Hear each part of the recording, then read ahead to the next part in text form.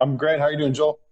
I'm good. So I was just giving a quick introduction on how we came up with this topic today. I've had a couple consults recently, like I'm sure you have, and some people ask about the whole undermethylated, overmethylated thing, and I think a lot of people get it wrong, depending on the point of reference in terms of are there too many methyl groups that aren't being used, or there not enough methyl groups being used, or the perspective of if you have too much methyl activity, there could be not enough methyl groups around. So it depends on how much you know about this stuff and how you look at that. So I gave an introduction already about ourselves and how this will also be uploaded to a podcast so people can check it out there, or if they want to check it out on Facebook at our Your Genetic Type group or page. But yeah, so why don't we kind of get into this, John? So maybe we can just sort of set the stage in terms of what is methylation, what does MTHFR have to do with it, and then we can kind of build it out from there.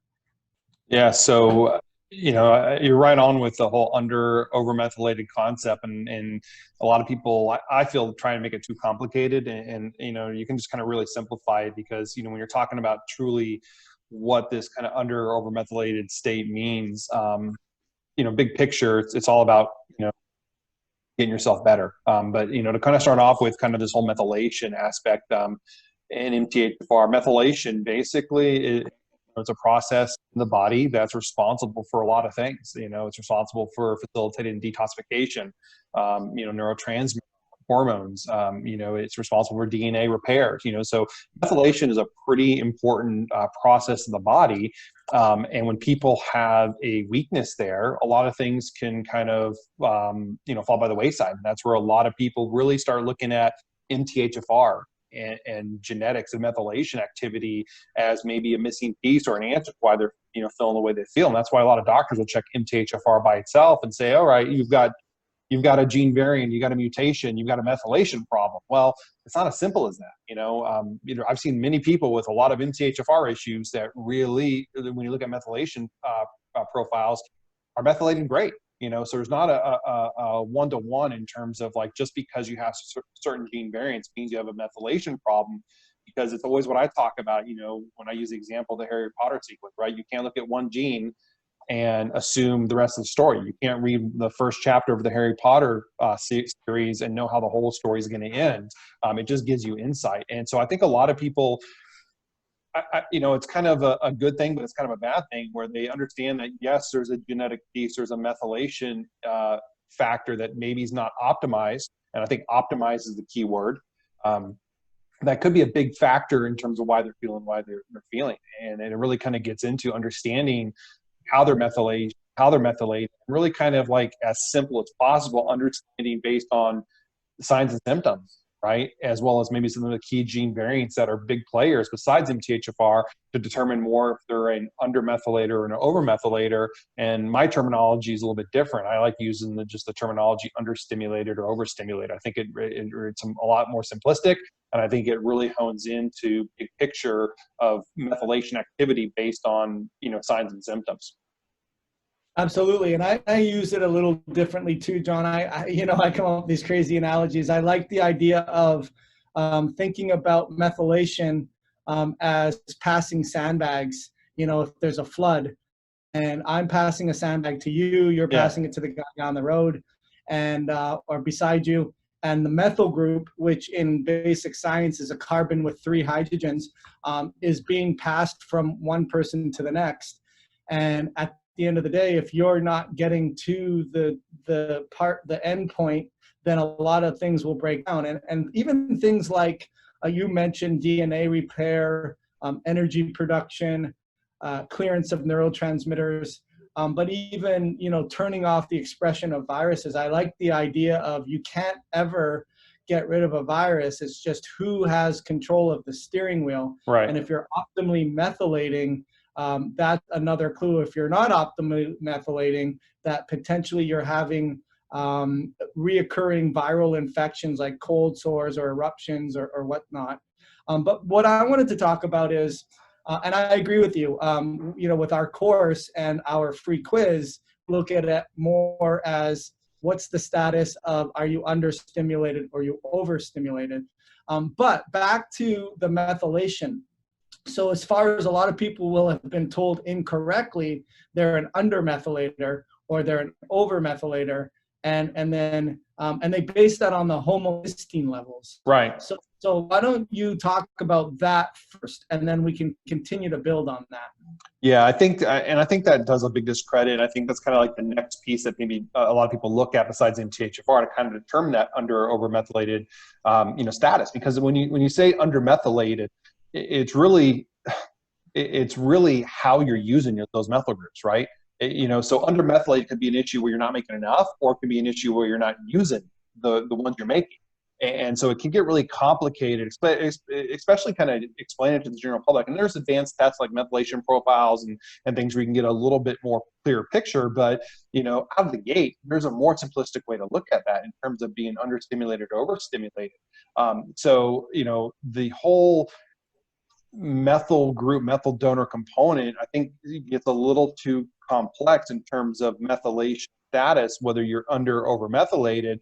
And that homocysteine is kind of like that, routine blood marker that a lot of people look at that are kind of, hey, this gives me an insight, right? And they try and make it as simplistic as possible, where if homocysteine is high, they're undermethylated, and homocysteine is low, they're undermethylated. And it's not as simplistic as that. Homocysteine is a tool, a resource. I call it almost like a screening marker, because to me, it really doesn't give you a true depiction of methylation status, because I've seen plenty of people with like normal homocysteines, but you run a methylation profile and their SAM to SAW ratio is off the charts, or their SAMe levels are completely depleted, but their homocysteine levels are fine because maybe they have other gene variants like AHCY gene variants, which is shutting down methylation, and MTHFR is maybe, doing what it's got to do with what it's given. So homocysteine, like I said, use it as a screening resource. Okay. Now, if you have homocysteine levels that are elevated, more often than not, there's going to be some type of methylation impairment, right? Is it under? Is it over? More often than not, it is like an understimulated status. But I have seen people with homocysteine levels of 13 that are overstimulated, and because maybe there's other gene variants elsewhere that are bigger players. Okay. And then also, I think one of the biggest things we talk about with homocysteine is, people with low homocysteine, and that's something where if somebody's got low homocysteine levels, below 7, but below 6.5, is it a question where they're burning through those methyl donors and there's nothing left in that methionine methylation cycle, or is it something where they just can't put enough gas in the tank? So, in our course, we kind of talk about homocysteine and talk about, yes, it's a screening marker, and use it as a screening marker, but compare it to the rest of the story. Compare it to some of the other key gene variants besides MTHFR, and then compare that to, signs and symptoms. Compare that to your health concerns. And I think that can give you a clear picture of, how that plays into it, and a starting point to really determine, are you under or over methylated? Yeah, and I think that's the importance of this talk, John, is we want to give you guys a paradigm shift. Yeah. And the paradigm shift really is, and let's sort of just base it on homocysteine with what most doctors are telling their clients, because I just had this yesterday. I was like, this is a great talk for me and you. So if I have a high homocysteine, I'm being told that I am an undermethylator. I'm not having those methylation reactions. But in my mind, I'm thinking about all those extra methyl groups that aren't going anywhere. They're stuck. Like those sandbags are in your hand, they're in his hand, they're in his hand, and they're not going anywhere. So I guess if all the sandbags that are contributing to the dam are not going anywhere, and you're measuring the dam as the activity, you could say underactivity of methylation because it's not getting there. But depending on your point of reference, you could say at the same time, well, there's all these extra sandbags.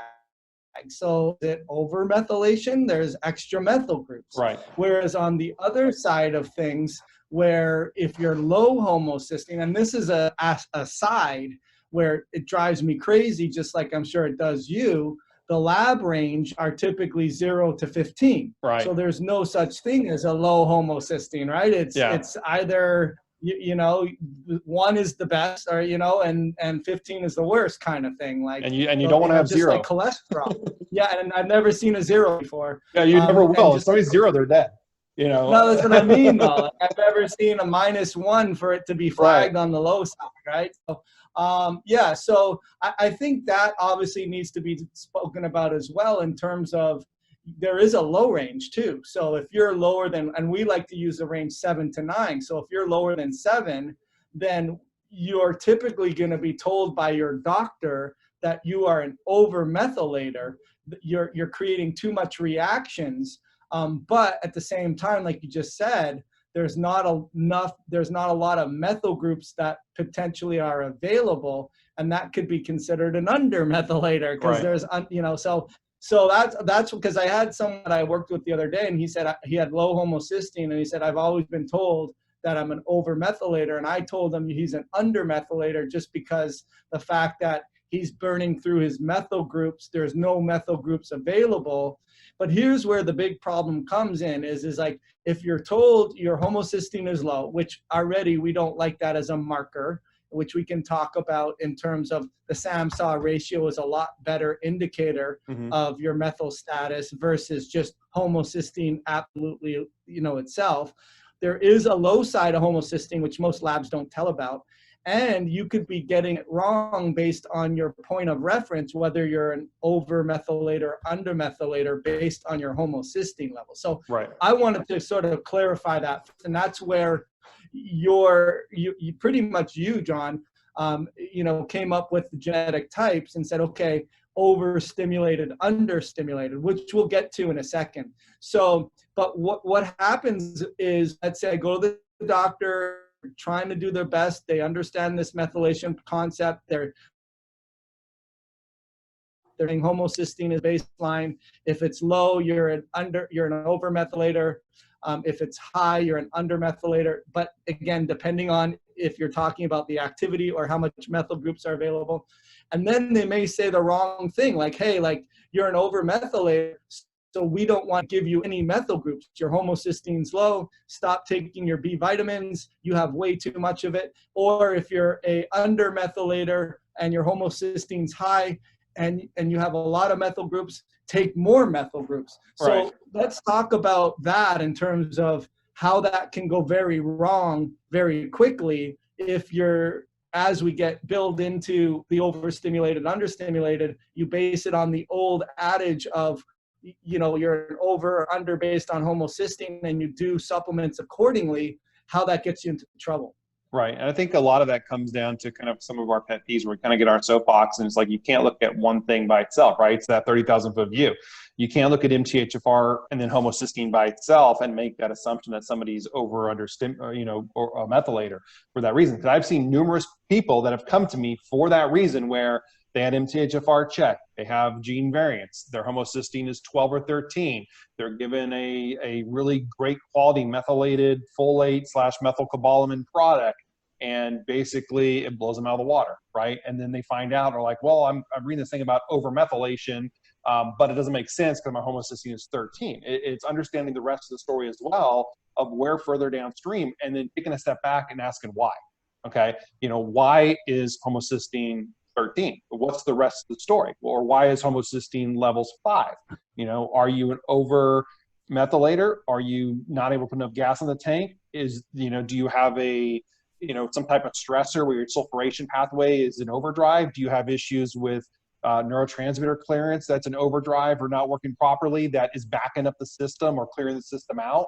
And so that's really, you got to take a step back and not look at just this methylation in MTHFR through one set of lenses. You got to look at the big picture, which I think is a lot of insight because, it seems like every week I hear that same story with somebody coming in with MTHFR and they have, they take methylfolate, they take methylcobalamin, and it's like they get work, and so that's why really I've kind of, I know you've done the same thing, is really, delving into history more and trying to prioritize, what are signs and symptoms that go along with this story? And if somebody comes to me and they've got health concerns where they've got a little bit of anxiety or insomnia or, OCD tendencies, and they have MTHFR and homocysteine above 9, I'm no way going to give them a methylated B vitamin out of the gate until I determine the rest of the story, because I know that that person is going to be blown out of the water. Now, if somebody's understimulated and they come in where it's all depression, fatigue issues, and they really, oh, I have no history of,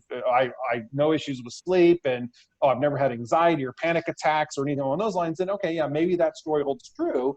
That's, you know, more of the rarity now than it's a norm. I'd probably see about 30% of the patients I see that have MTHFR and high homocysteines don't have any of these maybe overstimulated symptoms where the methyl Bs may be too much and drive things in the wrong direction without knowing the rest of the story. And that's where, you know, if things don't add up and things don't make sense, all right, where if somebody should have symptoms of an undermethylator, but then they have some of these overstimulated based symptoms, that's where you want to maybe do a little more investigating. That's where maybe you want to look at a methylation pathway test. You want to maybe look at an organic acids, look at those neurotransmitter metabolites to say, okay, does all this make sense? Does all this add up that this is true undermethylation or true understimulated presentation before you start kind of pushing the gas pedal down on those methylated Bs? Because I've had patients that, you know, they've taken methyl Bs and they find out they have MTHFR and homocysteines are high, and they go into it with insomnia issues to start with, and all of a sudden, taking one dose of a methylated vitamin, they don't sleep for 3 or 4 days. You know, it just completely blows them out of the water. So you really gotta do a little bit more investigating if things don't add up, and a lot of times looking at signs and symptoms. That's why we kind of created that quiz to really kind of categorize people into that over understimulated type. Say, all right, hey, if you've got overstimulated based symptoms and you've got MTHFR and homocysteine high, it's like those stories don't really add up per se. You want to maybe do a little investigating before just kind of taking a really great quality, you know, supplement that's going to push these pathways maybe faster than your body can tolerate. Yeah, I mean, you said a lot of great things in there. And so to summarize, like basically what we're saying is if you have a low homocysteine below 7, or you have a high homocysteine above 9, don't default into your either low methylator by being high or an over methylator by being low. You have to do further investigation. Number one. Number two, which you've mentioned a couple times, which we recommend, is methylation and or folate profiles. Which are really great because you can do a blood test and it's done by doctor's data.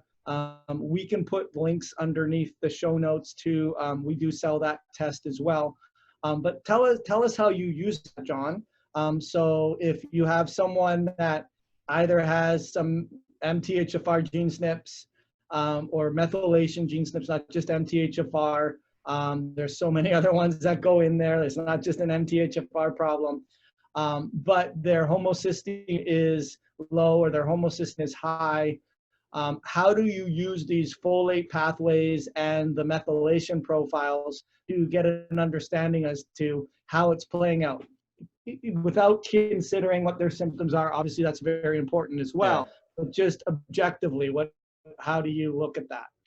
You know, I think that, you know, first and foremost, you want to make sure it makes sense, right? So if somebody's got, you know, if they're told they're undermethylator, they've got high homocysteine, they've got MTHFR variant. You look at something that is, you know, like a organic acids, like a methylation profile, you know, I always look at like understimulating, regardless of kind of like, you know, are you able to make enough methyl donors, or are you using them as like, is there enough gas in the tank, right? And if you look at a methylation profile somewhere, you know, along that testing, something besides homocysteine is getting stuck or something's elevated. Or it's like, you know, think of it like we always talk about like mitochondrial function, like, but you can look at that methylation profile kind of like a cogwheel, right? It's a cycle, it spins. And if that cycle is not spinning, okay, and something along those ways is, you know, creeping up, it's like it's getting stuck for a reason. And that is something that you got to do your diligence to investigate. Why? Are there other gene variants there? Are there any cofactor deficiencies that maybe are players that kind of unlock that system? And then vice versa for kind of that over methylator, you know, it's like, is that cycle completely like wiped out? Meaning that, hey, you're just you're making all these methyl donors and just kind of dispersing them everywhere that can be overstimulated in itself.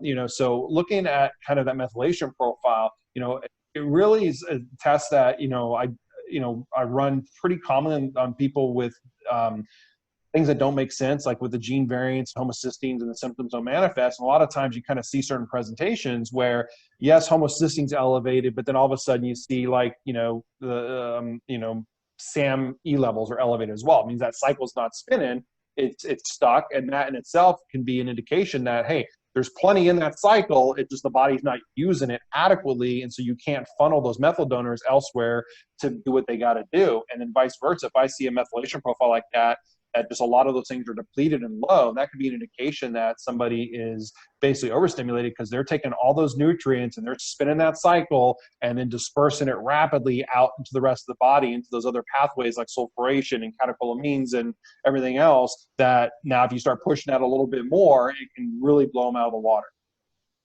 Yeah, and I think so. Like I guess the take home of this talk so far is, let's not use overmethylation and undermethylation anymore, right? Because I don't think that really gives it justice, especially like, so you're looking at the methylation profile, you're actually seeing the numbers on the different parts of the clock, if you will. Like you're seeing what 12 o'clock is, you're seeing what 3 o'clock is, you're seeing what 6 o'clock is, what 9 o'clock is. And it should be spinning. And if numbers are very high, then you're seeing that that clock is not spinning. Or if numbers are very low, it's spinning very fast. And you want to ask the questions why. And like you said, like basic concepts of methylation, you have the gene SNP. If it's altered, it could be running slow. But at the same time, you need the cofactors, which we call are the tolls. And then you also could have major inhibitors, right? And that's things like, I know you have taught me a lot in terms of sometimes you'll see those methylation cycles. I mean, you could always assume if there's inflammation or oxidative stress, reactive oxidative species, free radicals, heavy metals, viruses, all of those common usual suspects, whether or not you have the gene SNP or not, those are going to slow down that methylation activity and or speed up some of the other activities. So maybe talk about that, John. Talk about like why, like the transsulfuration pathway, why that would be sped up, or if someone is under a lot of stress and they're producing a lot of neurotransmitters, why that would be sped up as well. Because I think that's a good concept for people to understand.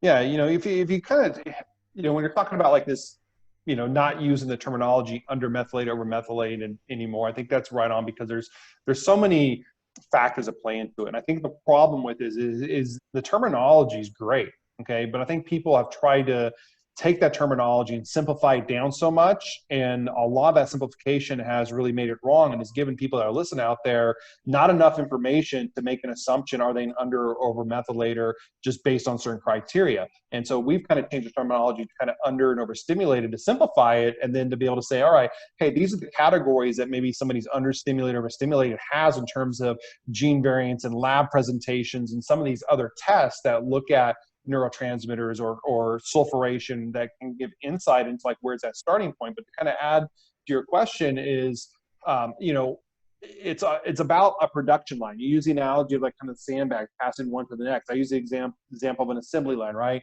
If you're making any product, whether like I use the example, if you're making a car down an assembly or production line, it's you start from one step A, and the goal is to get to point Z, where you're able to deliver a car in the showroom, and there's all these steps along the way. And the first, couple of steps is methylation activity, right?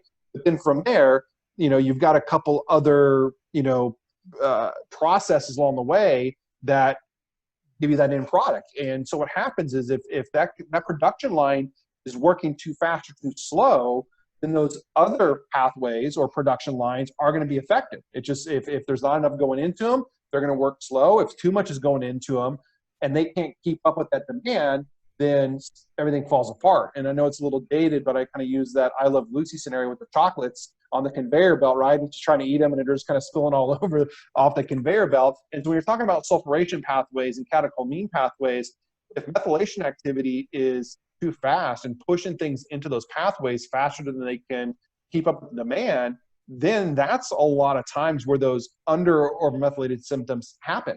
It's not so much the methylation pathway that creates those symptoms, but it's like, what does that methylation pathway feed into that is maybe not enough or too much, that creates those symptoms in its place. And then with sulfuration is basically, antioxidant glutathione production. You push that pathway too fast with speed up methylation faster than your body can tolerate it, you can, start doing things like increasing sulfite production or ammonia production in the body. And those can create some pretty damaging symptoms that you can chalk up to like detox effects, or, hey, symptoms ramp up, or you got a whole new list of symptoms, or you push things down neurotransmitter pathways too rapidly where now you're making or clearing those neurochemicals too fast, and all of a sudden it's like the symptoms you experience are completely different, or those symptoms you're experiencing going into it are 10 times worse because you did something further upstream where maybe the starting point was further downstream that had to be supported first. And that's what we kind of talked about, in the things that we put together in terms of really trying to figure out where is that starting point based on symptoms and gene variants, because it does make a difference. And sometimes it's methylation and MTHFR, and sometimes it's not. And really understanding where that starting point is can allow everything else you're doing to work that much more effectively. Yeah, really, exactly. So as far as testing, I mean, you've talked about it's really helpful. And I know Dr. Bob Miller has mentioned a lot of the times one of the gene SNPs in that methylation cycle is called AHCY, right, which basically helps to convert that SAW into homocysteine. And if that is polymorphic, which it's not very common, but you've seen them a lot, I've seen them a lot. That's where that can't get out, and then things back up at like say 3 o'clock or 9 o'clock, and as a result, you could have that person having major challenges, and that's where methylation. Dr. Bob says, hey, anyone that has an AHCY, it's really prudent to do a methylation profile. But the other thing that you really helped me with, John, too, is when we say overstimulated now instead of overmethylated, and we say understimulated instead of undermethylated, we really need the organic acid test to get a concept of if that COMP-T or that MAO is actually fast or is it actually slow, because sometimes polymorphic or SNPs or mutations or having heterozygous or homozygous, all the terms people probably realize or know about, can speed things up, can go from like an 8-lane highway, like you said, to a 13-lane highway, or it can go from an 8-lane highway to a 2-lane highway. So maybe talk about, again, we're building up this in terms of overstimulated, understimulated. Talk about how the organic acid test helps us determine if that gene is fast or slow. Yeah, so, and that's where kind of the terminology shifts gears to that kind of stimulated from that methylated, because the thing is looking at organic acids tests to look at some of those neurotransmitter metabolites can give you a pretty good idea of how your body is breaking down and clearing certain neurochemicals, which when a lot of people talk about like that overmethylated state, right? A lot of times the symptoms they experience are overstimulated symptoms. Like they take methylfolate and it creates insomnia or anxiety along those lines. And even before going into that, if somebody has clinical, concerns or health concerns of, anxiety or depression or OCD tendencies or anything neurological like that that's mood related, an organic acids test, to me, is a no-brainer because it tells you what's the status of that neurotransmitter breakdown, right?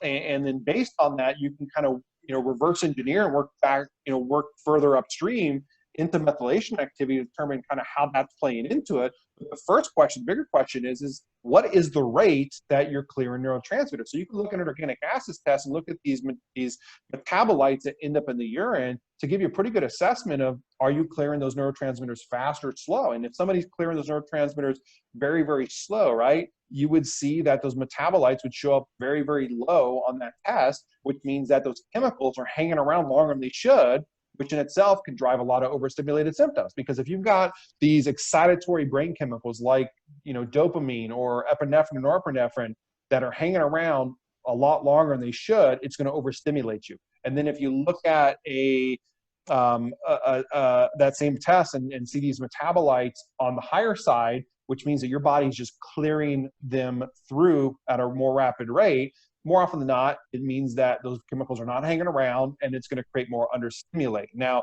there is a little bit of a crossover with that because you still want to ask the question why, because if you're clearing those out, is it meaning you're overproducing or are you clearing fast? But for the majority of the time, you can look to say, okay, if one of those metabolites is VMA or HVMA levels is low, that's usually going to be something that's more overstimulated. And if they go into it where they overmethylated, more often than not, they had that presentation there and they just put more gas in the tank faster than their body can kind of break it down, which caused, hey, that gas to kind of spill out of the tank onto the car, onto the road. And if somebody's got those metabolites high, they're just burning through those neurotransmitters, which is going to leave them a little bit depleted and more of an understimulated state. So, that's kind of a general, like I said, there's a little bit of a crossover with those. And in our course, we kind of talk about the patterns that happen with that and what to look for and those other pieces.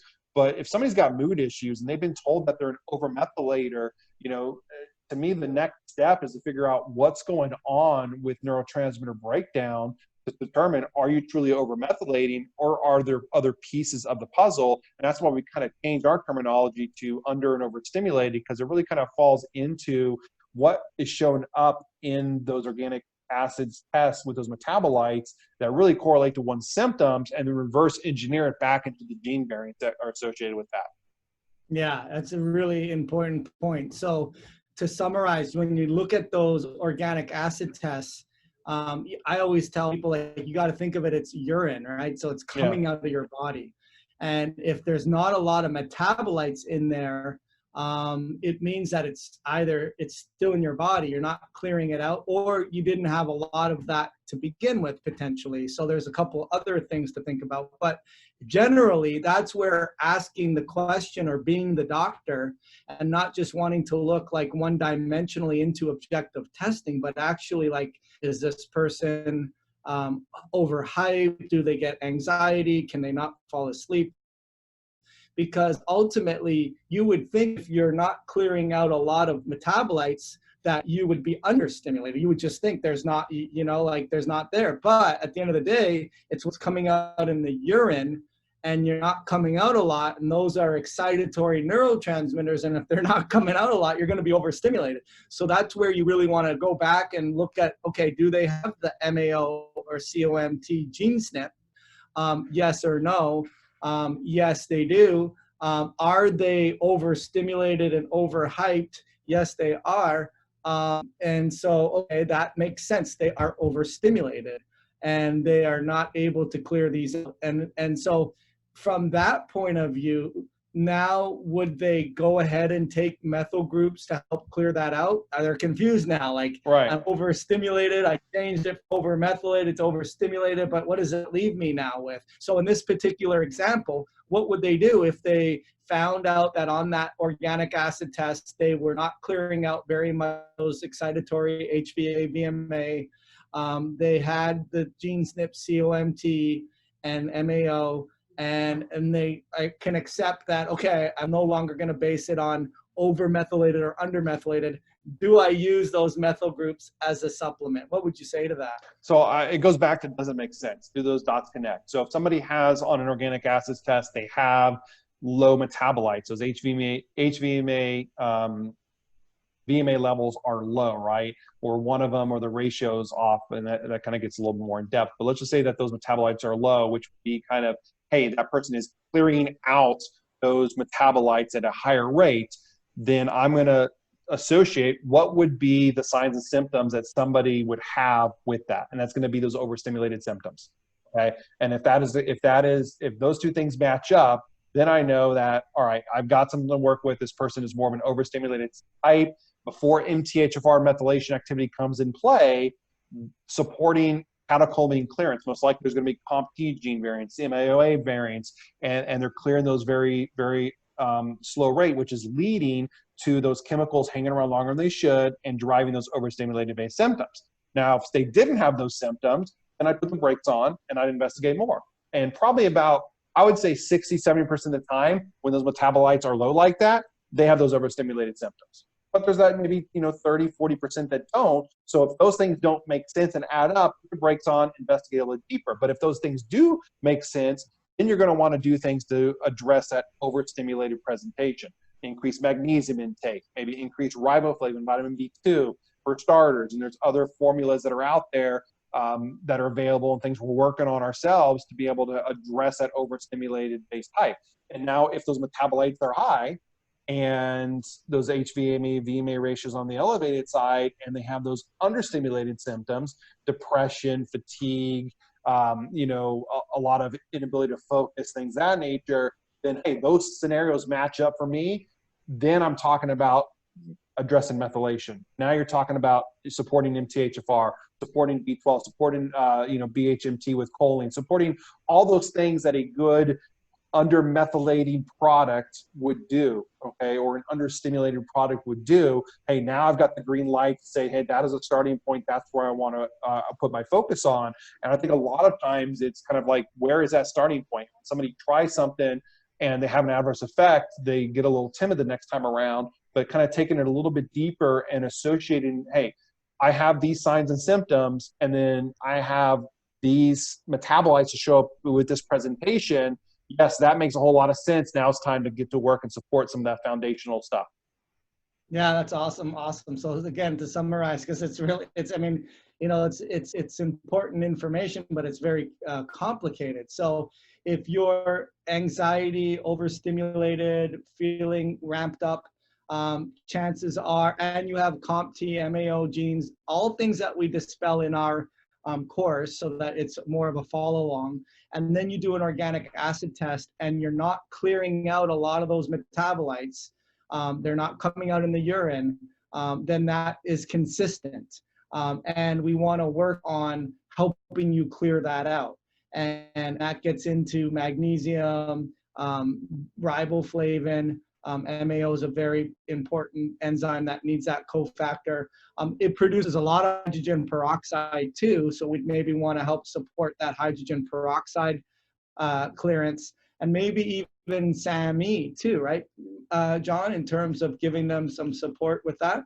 And then vice versa, if they're understimulated, they don't have a lot of gas in the tank, they don't have a lot of motivation, they don't have a lot of drive, they have those COMT or MAO gene SNPs like the overstimulated person did, but then they look at their HVA and VMA, both markers that are on a typical organic acid test, and they're even on the Dutch test too.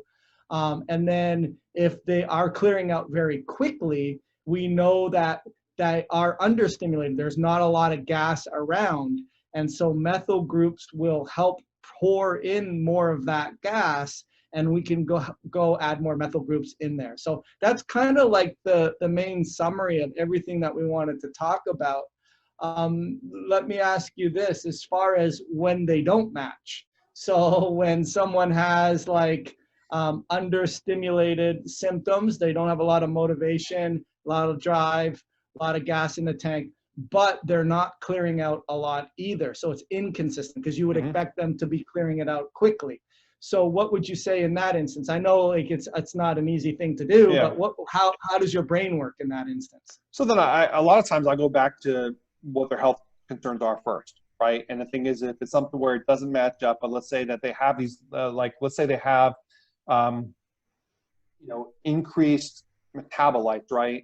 And they have more symptoms of kind of overstimulated, where they have anxiety and come on, it could just be something too where they're clearing it, but they just have so much gas in the tank that they're able to clear it, but there's so much left over, right? Because maybe other things they're doing, maybe you're coming into this, they're taking a methylated B vitamin that's putting more methyl donors in and speeding up that COMT activity and MAO activity, so they're clearing more effectively, but there's still so much there. You know, so a lot of times what I'll do is, like, I always reflect back to a lot of times signs and symptoms. And I know, you know, we don't want to use signs and symptoms as the telltale, but the thing is our body is amazing.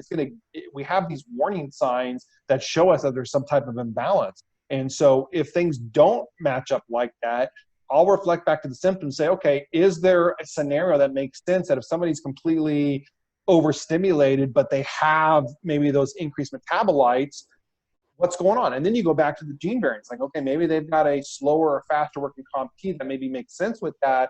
that associates. And then what you do is you find a starting point, and then sometimes you get into just kind of testing impulsive nutrients at lower dosage to kind of look for a physiological response. And I always say if things don't add up like that, it's probably wise to maybe work with a well-versed practitioner to kind of help guide you through that, because that gets a little more complicated. And that's not everybody.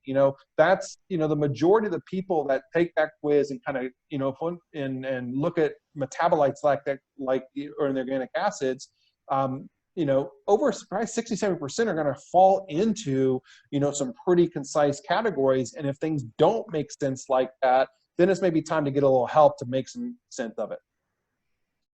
Yeah, for sure. I agree with that as well. And then we also have a couple more default, default assumed until proven otherwise, things like, hey, everyone has iron metabolism issues until proven otherwise, or everyone has some kind of mycotoxin exposure until proven otherwise, or everyone has some kind of histamine imbalance or mast cell overactivation until proven otherwise.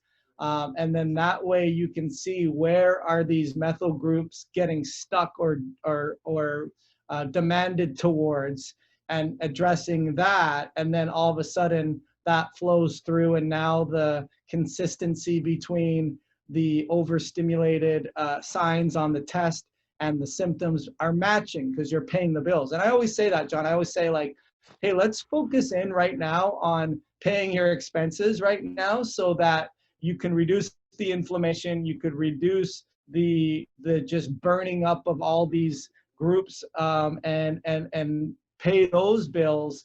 And then all of a sudden you have better methylation available for things that weren't available in the past. So maybe speak on what that actually means to people.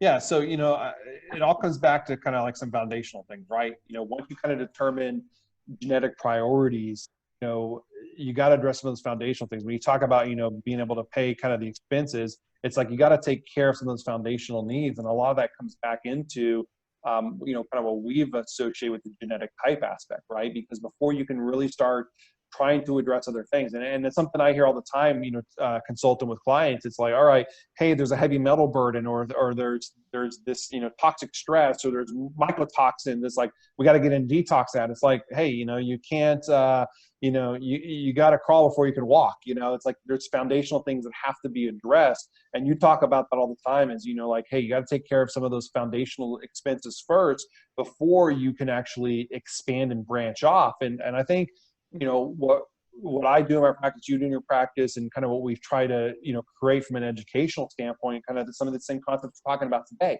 are some of those foundational things, right? Paying your expenses. And if you're talking about kind of this overstimulated or or overmethylated kind of status, it's like you have to, make sure it makes sense and address the priority of that foundational thing before you can even consider like ramping up things and speed up methylation activity or other components. Because what happens is you can start, doing a lot more stuff and find yourself now with nothing left in the bank account to pay next month's bills, and that's something that, from a biochemistry standpoint, you want to be able to have balance, you want to have foundational, and you want to have enough left over to be able to fuel the next thing that's needed, especially in the world we live in today. There's that next stressor that's going to come out, and you need that reserves, you need those foundations there to be able to support the body. And it's like a lot of people are running on fumes. It's like they're metabolizing things so quickly with nothing left in the tank, and then that next stressor comes at them and they just fall apart because there's nothing left over from that foundational side of things. Yeah, and you really prefaced it well in the beginning is okay, like, look, we're looking, this is for the person that is not doing well with health. And I mean, it's not just the average person that wants to know about this stuff because it's interesting. I mean, it is interesting, but it's because their quality of life is on the line and they're not getting answers. And what makes it really frustrating, I'm sure for me and you, when we see clients, is they were on the right path, but they got sidetracked because of the doctor, right? Because the doctor told them, hey, you're an overmethylator, your homocystine's low, and we got to back off methyl groups. And they never really gave them the instruction or the all the investigation they needed, and vice versa. Hey, your homocysteine is high, you're an undermethylator, so we got to give you lots of methyl groups. And then, like you said, it blows them out of the water. So it's unfortunate, but it's ironic at the same time that no one is going to care as much as someone's going to care about getting better. And that's why we're doing this, because we have to educate the doctors.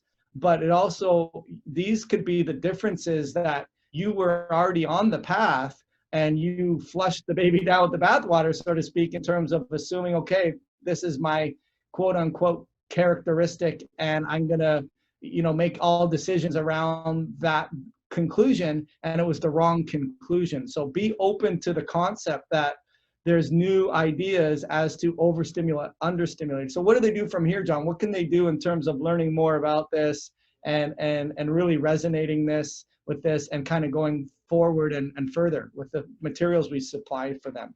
Yeah, so along with this content that we're trying to put out weekly and some of the new things we got behind the scenes that are going to be rolling out here pretty soon, just from an educational standpoint to kind of bring that community and give people a lot of the resources to kind of take their health back in their own hands.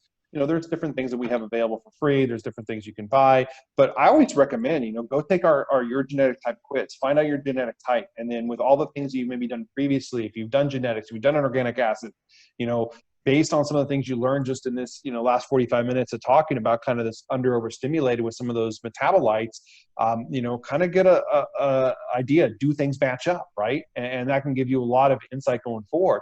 But if you go to yourgenetictype.com, you can take our free quiz on there that can, with 35 questions, can really kind of steer you into what is your core genetic type.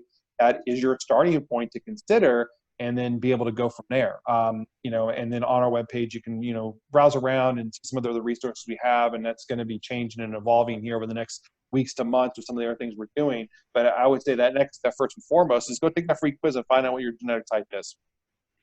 Yeah, and then just the really actionable, like really meaty take-home lessons is if you already do have an organic acid test, go ahead and check your HbA, VMA, and if they're low and you happen to be an overstimulated type, that matches up. Yep. Or vice versa, if they're high and you happen to be an understimulated type, that matches up. If you're an overstimulated type and you aren't clearing that out very effectively, magnesium, SAMe, riboflavin, stuff like that can be really helpful to pulse and see if it helps you. And vice versa, if you are understimulated and you are clearing out a lot of that and that matches up, then support the methyl groups. And that's what we're really excited about. Is some of the supplements that will be coming up that are specifically geared towards that. So, and then the methylation profile as well. That can really help you see, in black and white, is there not a lot of methyl groups in that wheel and they're being diverted somewhere because of something, or is there a lot of methyl groups in that wheel and it's stuck, and that can give you some insight too. So those are all tools we want to give you guys each and every week so that you can have some aha moments from that. Anything else you wanted to add, John? I think this is a really good one here. Yeah, I think we covered a lot of things and hopefully created some clarity to maybe those people that have been told that they're overmethylated, and to kind of maybe have a little bit of a mind shift in terms of really what that means and maybe different terminology to use going forward and how to really assess that methylation status based on some of the things we talked about today. Yeah, and it's interesting because I woke up this morning, John. This is how this concept came. I woke up this morning and I had an email from the guy. Like, I was out, and he wasn't accusatory at all, so it was great. But I've always been told, like, based on my homocysteine being low, that I'm a overmethylator. And I'm like, that I could see how you would think that, but it depends on your point of reference. And besides which, it's old nomenclature. Mm-hmm. Now we're looking at being overstimulated, understimulated, and looking at the whole picture. And if you're being told this and you're a pretty sophisticated guy, how many other people out there are being told this as well? So I think watch this over and over again if your homocysteine is low, especially, but if your homocysteine is high, these are perfect videos for you to get some real aha moments, so that hopefully these are the 1 or 2 degrees that you need to change that are going to make the huge differences in ultimately having your life back. So, yep. I think that was a great talk. Check us out at yourgenetictype.com. Take that quiz. Check out our shopping account, because we do have these tests available that ship overseas. The only problem is I don't think that the doctor's data met overseas. Am I right on that? I think it does actually, but we can. It can be. Yeah, I believe so. Oh. I've done it on people overseas. Oh, cool. Well, there you go. I learned something as well for this talk. So awesome. All right. Well, we will catch up again next week. We'll figure out what our topic is for that, and look forward to helping you get your health back on track, and obviously control your biology and get results faster. So we'll talk to you guys soon. Take care. Take care.